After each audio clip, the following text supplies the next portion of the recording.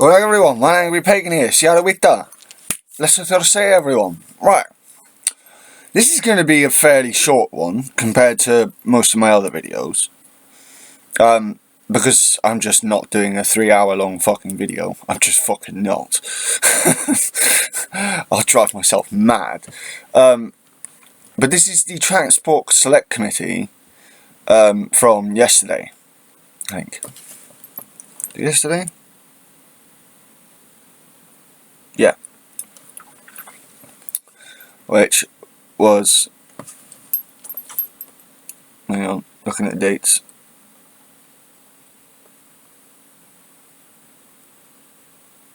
Yeah, which is the 19th of February, would have been the 11th of January. And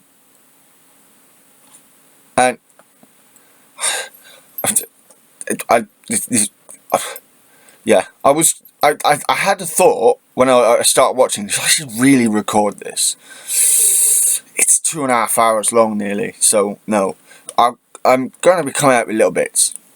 And one of the bits that I've come across that I quite like is this. Have a listen to this one. This is, I can't remember who the MP is, but I think it's a Tory MP on the Transport Select Committee, challenging Mick Lynch. Come to ban for the last. Thank you, Chair. This is to what Mr. Lynch said a few moments ago around initially around reduction of funding to the railways. You just suggested around 2 million. NAO figures show that. I just want to add that this is in reference to something that I've said before on my other videos. The amount of government funding to the railways has actually doubled since. In terms of the NHS. 2015-16 to 2019-20. So where do you get your figures from? I get it from the employers. They told me they've been asked to reduce their costs by 2 billion. I get it from the London Mayor when I go and meet him, and the Commissioner for London Transport says that I've been told to reduce my budget by 2 billion. That's what the savings... So that's hilarious. The MP couldn't even quote Mick Lynch properly. He said 2 million. No, Mick Lynch said 2 billion. Are for. You've increased the funding. It doesn't go to our people. It goes to these private sector operators. Outsourcing. But in terms of the NHS, right? Now, again, people get what about Labour and Keir Starmer the other day talking about outsourcing. No, it's not about the problem with it. The outsourcing isn't so much a problem if the main infrastructure is fine. Then the outsourcing can just be done on the periphery, right? That's what it's for. But when the majority of the funding from government or from public money going into the NHS is then siphoned off to go to private companies, this is majority. It's not like all this money that's being chucked at the NHS is being invested in the NHS of itself. You do realise that, right? It's the same thing here. Same concept. Well, we don't get all the money. The pay bill in the railway industry is quite modest. The staffing is at a low level. The government are putting more money into it. The government is putting money into it. They'll probably all have to put money into it. I would ask why they put money into the railway and allow rolling stock companies and train operating companies and network rail subcontractors to extract billions of pounds of profit since the 90s straight into people's pockets in through dividends. So you'll do the same with health and all the rest of it eventually when you get the opportunity. So you'll fund them, but you'll shovel it into the private sector. That's what you've been doing. I love Mick Lynch for this. I just wish he was so clear-eyed about Brexit. This is just a complete paradox when it comes to Mick Lynch. It really is. Like, he's so clear-eyed about the reality of the situation when it comes to our workers. Apart from when it comes to Brexit, it's just a paradox. But he is bang on here. And I've said that this is what the Tories have been doing to our NHS for years. They take profits.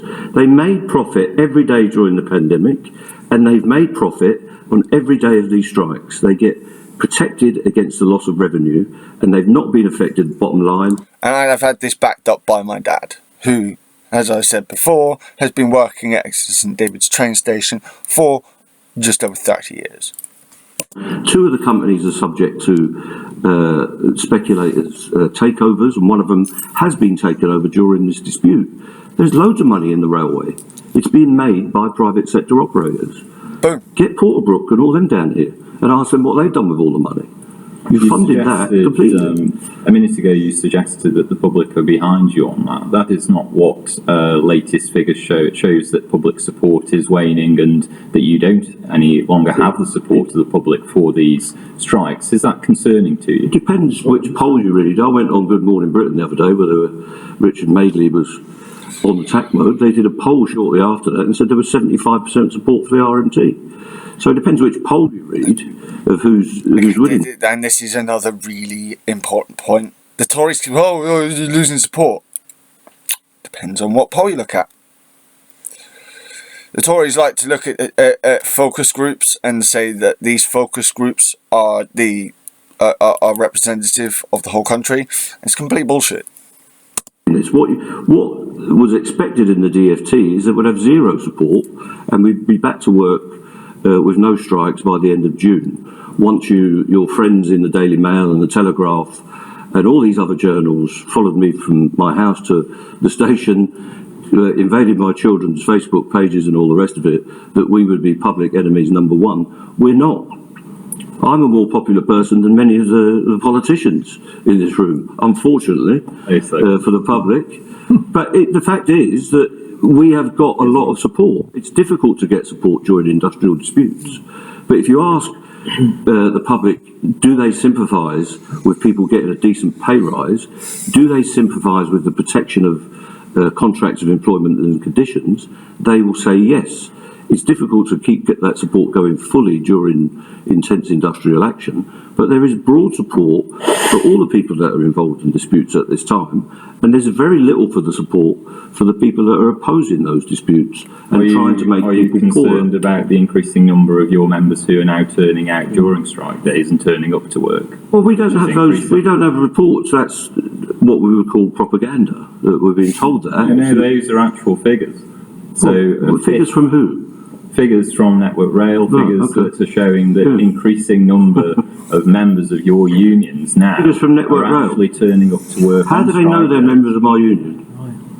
Well, I mean, that's a protected characteristic. There are more people who are turning up to work. But how do they know they're members of my union? Were previously. But how do they know they're members? It's a pure fact. Because one union has settled. Sorry? One union has settled. There are 43,000 people work for Network Rail. 21,000 of them are members of my union. So there would be more people at work than not on any strike day. So it isn't concerning to you then that more are... We don't have those reports. I get reports from picket lines all over the country that they are well attended and that the action we take is having the same effect as it did on day one. Okay, he's just chuck out, like, he's trying to, what was it? Again, I'm not going to make a long video about this, but it's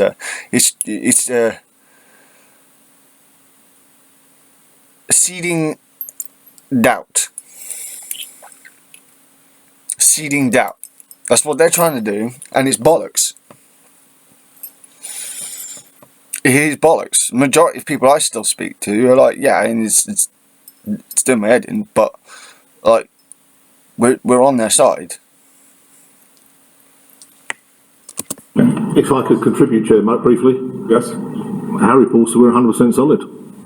What we are intrigued at, of course, is that on the non-strike days, other grade groups being paid to drive trains and setting the new rate of pay for the industry. So on top of the higher pay than we get, they get £500 a day in their linear arm.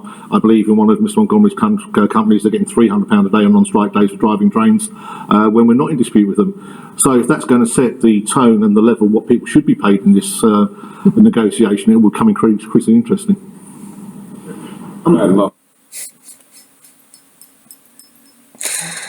It's hilarious, is it not?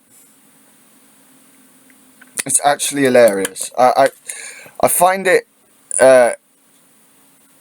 hilarious when you get these MPs who try to pin stuff on the unions, and they're like, oh, you can still come out here and come out with this union baron crap. And oh, they accuse the Labour Party to take it from the union paymasters. Yeah, like you take money from your billionaire paymasters. It goes the other way.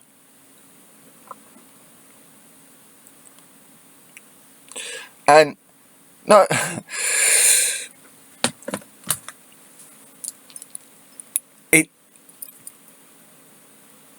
what it shows is that the unions, I think, are, I think they're making headway again. I think they're getting their strength back, especially considering considering the fact that what the Tories have done. More people support the strikes anyway. Well, the longer this goes on, the less support there's going to be. This is seen as inevitability. But you still got to look at it as a win here.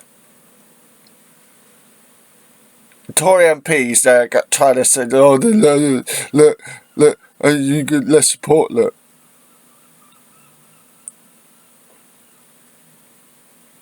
But the main crux of this little video was more about the beginning part, right? Which was Mick Lynch, well, it's not just Mick Lynch, I will say. The other Secretary Generals, the other two Secretary Generals here have also been in on it, but obviously the most vocal has been Mick Lynch. And he lays it out perfectly. And it can be transposed, what he says can be transposed directly to the National Health Service. And it's exactly what I've been saying. Yeah, you have been putting more money into the NHS, but it's not staying in the NHS. It's going directly back out of the NHS to the private sector. So, no. You're not actually investing in the NHS. You just say you are, and doing more outsourcing. This is what did my head in about the thing the other day. And a load of videos I saw yesterday and before coming about, criticising Starmer about this the outsourcing shit, right? Outsourcing in of itself shouldn't be a problem. The problem is the way the Tories are utilising outsourcing. They're using outsourcing as a primary rather than a secondary use or tertiary use. This is the difference. But anyway, this was my little angry point for the day. I just wanted to show that Mick Lynch absolutely clearly laying out exactly the government's motives on what they're trying to do to our public services. Nice one, Mick, and nice one to the two other Secretary Generals and how they destroyed the criticisms of them yesterday. Blessed Thursday, everyone. This has been Shiada Wita, One Angry Pagan. Have a good day. Please like, subscribe, and please comment.